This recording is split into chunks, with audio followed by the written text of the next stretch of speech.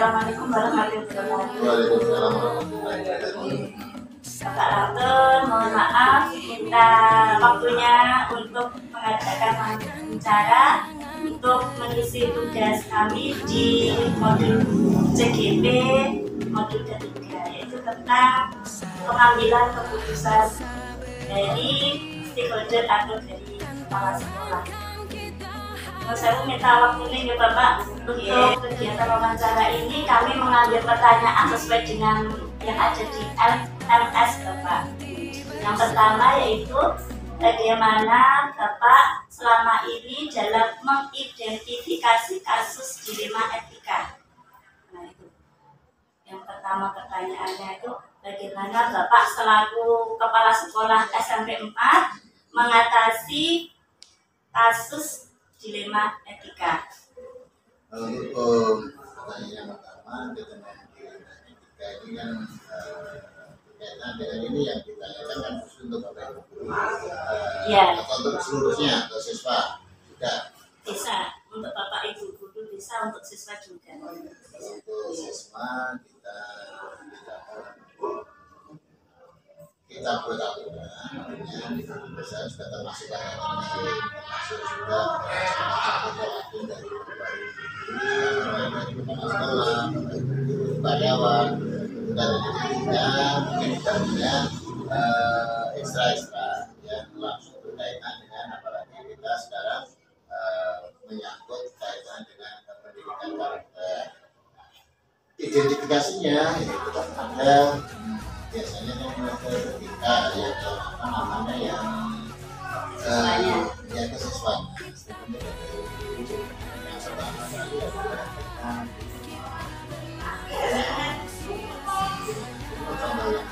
insya Allah kita hasil yang sebaiknya juga contoh yang paling baik dengan hasil yang baik.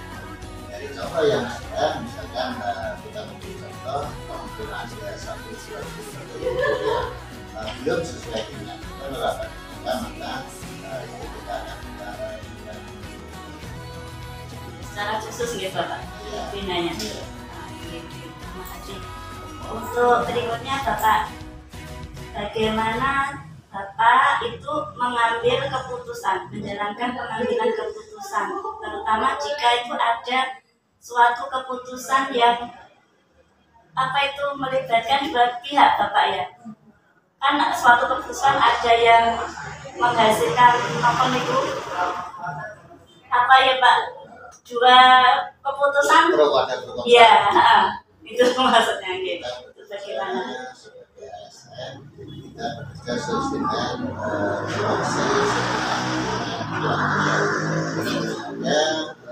sedikit aja sehingga tanpa pada pedomannya adalah aturan yang tidak kita anut atau tidak kita patuhi. Bapak, terima kasih. Kemudian ini lagi Bapak, langkah-langkah atau prosedur yang mungkin selama ini Bapak lakukan untuk pengambilan keputusan, langkahnya pengambilan keputusan ya. Yang pertama misalkan ada suatu kasus ya. Kita identifikasi dulu sebelum memberikan keputusan, nanti kita mencari data-data yang valid sehingga nanti keputusannya itu tidak keliru. Jadi itu mungkin bisa mencari atau minta data ke teman terdekat atau supaya yang terlibat dalam suatu kasus tersebut. Kemudian Pak, hal apa saja yang selama ini mungkin Bapak anggap efektif untuk pengambilan keputusan Bapak? Yang efektif. Langsung ini kan global ya. Mungkin pertanyaan bisa di apa namanya di spesifik lagi. Sebab keputusan itu kan banyak sekali. Banyak sekali suatu kasus atau suatu masalah atau sekolah itu kan banyak sekali yang harus kita putuskan.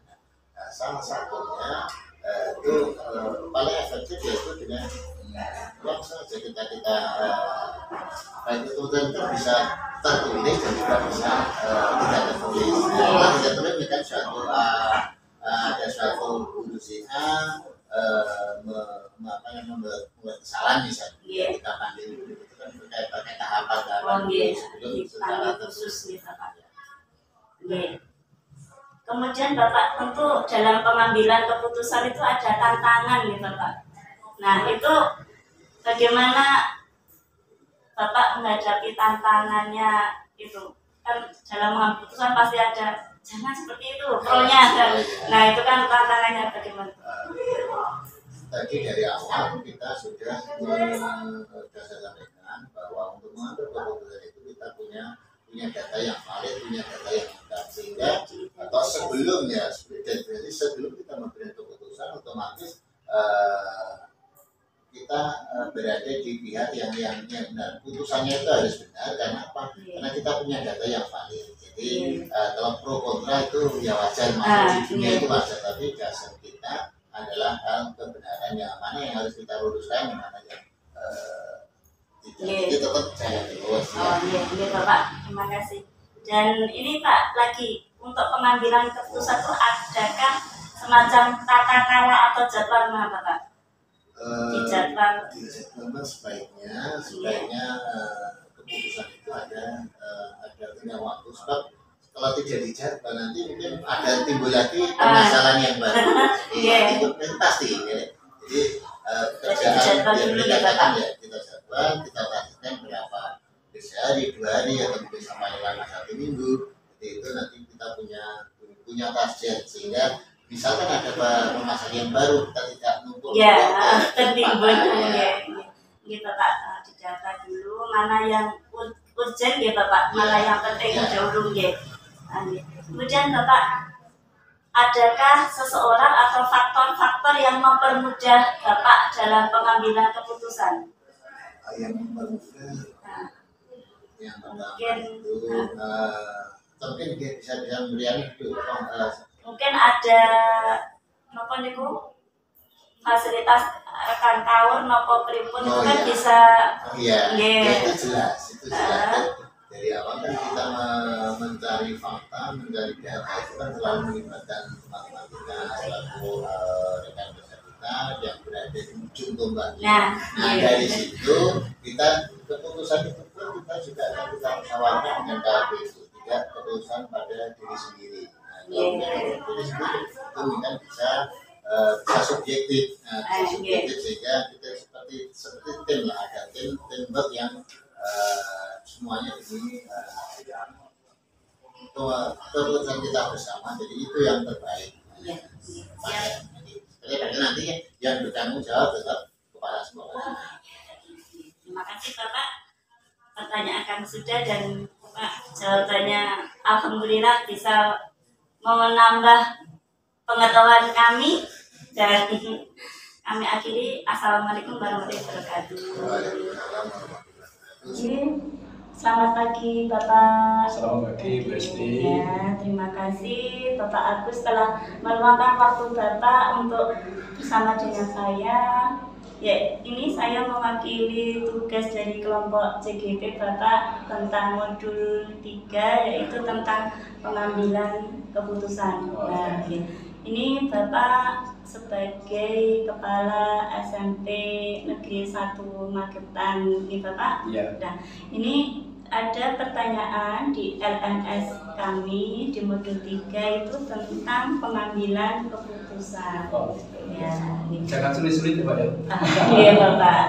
Untuk pengambilan keputusan ini kami mengikuti yang ada di LMS Bapak. Pertanyaan yang pertama itu, bagaimana Bapak selama ini dalam mengidentifikasi kasus dilema etika? Begini, kalau ada kasus tersebut, yang pertama kami akan mencari informasi dulu. Jadi benar nggak permasalahan yang dihadapi itu atau permasalahan yang disampaikan itu benar nggak? Nah, kemudian setelah itu kami mencari data-data. Jadi permasalahan-permasalahan apa yang menyebabkan orang tersebut bermasalah. Itu setelah itu kami berusaha untuk memanggil kami cross checkkan kepastian permasalahan yang terjadi itu. Pertanyaan berikutnya Bapak, bagaimana Bapak menjalankan pengambilan keputusan? Ini kan di tempat kerja Bapak di SMP 1 Magetan, terutama itu keputusan untuk kasus di mana ada dua kepentingan yang sama-sama benar Bapak. Mereka itu sama-sama benar, tapi mereka itu saling bertentangan seperti itu. Oh ya, Iya. ya. Kebetulan saya di SMP 1 Magetan ini baru ya, Iya. dan apabila terjadi seperti itu, kami akan mencari solusinya. Jadi mereka yang punya maksud baik itu, kedua-duanya kan baik, tetapi ada suatu permasalahan gitu ya, atau kedua-duanya tidak bisa sinkron, tetapi kedua-duanya menganggap bahwa permasalahan itu baik. Nah, maka jalan saya adalah memanggil mereka, mengajak bicara, mencari solusi agar supaya mereka apa yang sudah dilakukan itu atau apa yang menjadi pendapatnya baik itu tidak dikesampingkan, tetapi mengakomodir.